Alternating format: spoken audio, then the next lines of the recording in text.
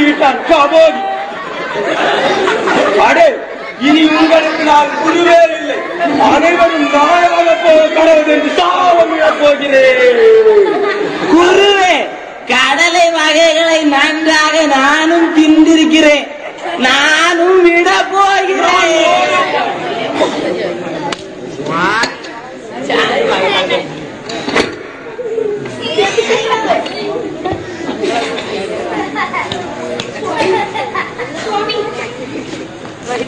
சுவாமி, மீண்டும் மீண்டும் மன்றாடி கேட்டுக்கொள்கிறேன்.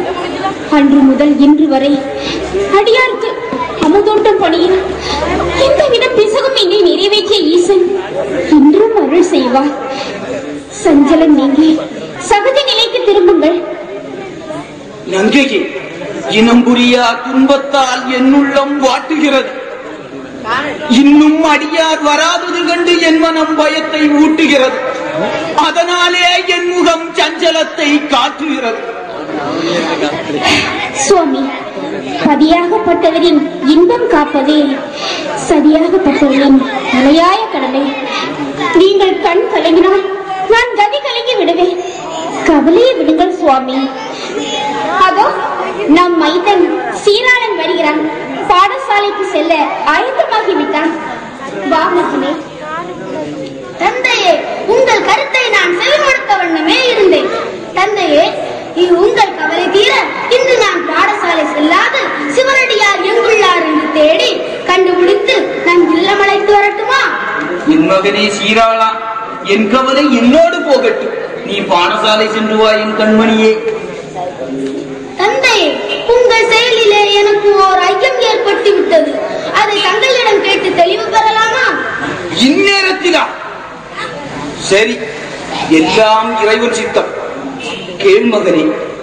தந்தையே, நீங்கள் தான் உரைத்தீர்கள், ஆதிசிவன் படியளக்க செல்லும் போது பார்வதி சிமிழுக்கு எறும்பு ஒன்றை அடைத்து வைக்க பரமன் மறக்காமல் அதற்கும் ஒரு தினை படியளந்தார்.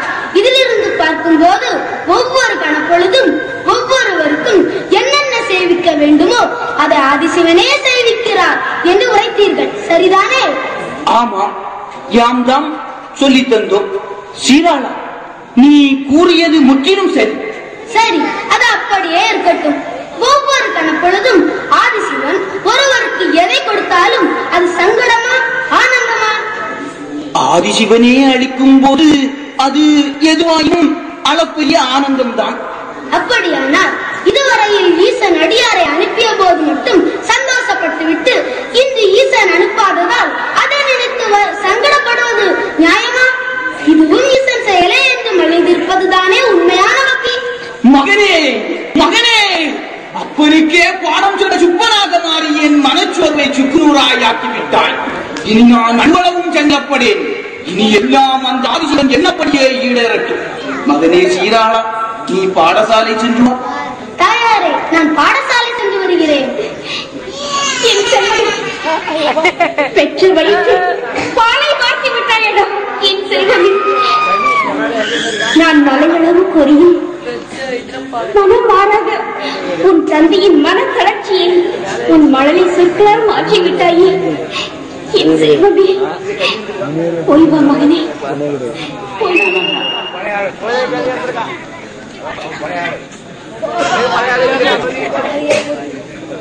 நாரதா, திரிலோக சஞ்சாரியான நீ கைலாயத்தையே சுற்றி வரும் நோக்கம் என்ன? கலைவளர் தலைமை கைலிநாதா, தாங்கள் சுற்றி வளைத்து முதலுக்கே வந்து விட்டீரே. அனைத்தும் அறிந்த ஆதிசிவன் அறியாததா என்ன? நீங்கள் உரைத்தாற்போல் நானும் அந்த பரஞ்சோதியை கவனித்து வந்தேன். அதிலிருந்து நீ என்ன தெரிந்து கொண்டாய்? சிவனாரே, தினமும் ஓர் சிவனடியார்க்கு அமுது படைத்து பின்னரே தான் உண்டு இனிய இல்லறம் நடத்தி வருகிறான் பரஞ்சோதி. ஆனால் இன்று அவன் இல்லம் தேடி ஒரு அடியார் கூட வரவில்லையே. இனி அடுத்து நடப்பது என்ன? நான் அங்கு சிவனடியாராய் செல்லப் போகிறேன். ஈசனே, இதில் என்ன பிரமாதம் இருக்க போகிறது? இதுவரை அடியார் வராததால் அங்கம் பதறி நிற்கும் பரஞ்சோதி தங்களின் அடியார் சொரூபத்தை கண்டவுடன் மெய் சிலிர்த்து அவங்களது பொற்பாத கமலத்தில் வீழ்ந்து வணங்கி வரவேற்று அமுது படைப்பான். அவனது அடியார் கொண்டு முடியாகிவிடும்.